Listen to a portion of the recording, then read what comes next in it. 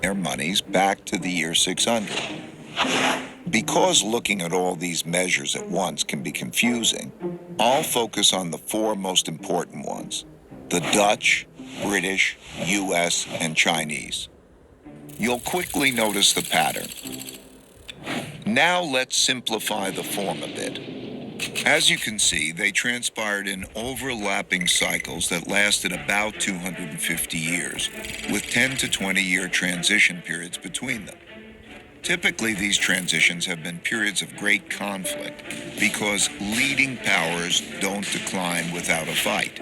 So how am I measuring an empire's power? In this study, I used 8 metrics. Each country's measure of total power is derived by averaging them together.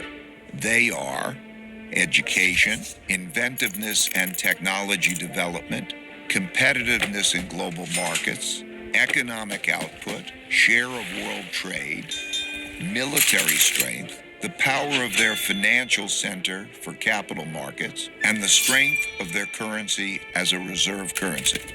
Because these powers are measurable, we can see how strong each country is now, was in the past, and whether they're rising or declining. By examining the sequences from many countries, we can see how a typical cycle transpires. And because the wiggles can be confusing, we can simplify it a bit to focus on the pattern of cause-effect relationships that drive the rise and decline of a typical empire. As you can see, better education typically leads to increased innovation and technology development, and with a lag, the establishment of the currency as a reserve currency. You can also see that these forces then declined in a similar order, reinforcing each other's decline. Let's now look at the typical sequence of events going on inside a country that produces these rises and declines. In a nutshell, the big cycle typically begins after a major conflict, often a war, establishes the new leading power and the new world order. Because no one wants to challenge this power, a period of peace and prosperity typically follows.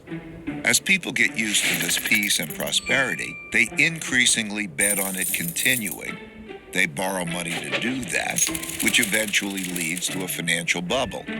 The empire's share of trade grows, and when most transactions are conducted in its currency, it becomes a reserve currency, which leads to even more borrowing. At the same time, this increased prosperity distributes wealth unevenly, so the wealth gap typically grows between the rich haves and the poor have-nots. Eventually, the financial bubble bursts, which leads to the printing of money and increased internal conflict between the rich and the poor, which leads to some form of revolution to redistribute wealth. This can happen peacefully or as a civil war. While the empire struggles with this internal conflict, its power diminishes relative to external rival powers on the rise. When a new rising power gets strong enough to compete with the dominant power that is having domestic breakdowns, external conflicts, most typically wars, take place. Out of these internal and external wars come new winners and losers. Then the winners get together to create the new world order, and the cycle begins again.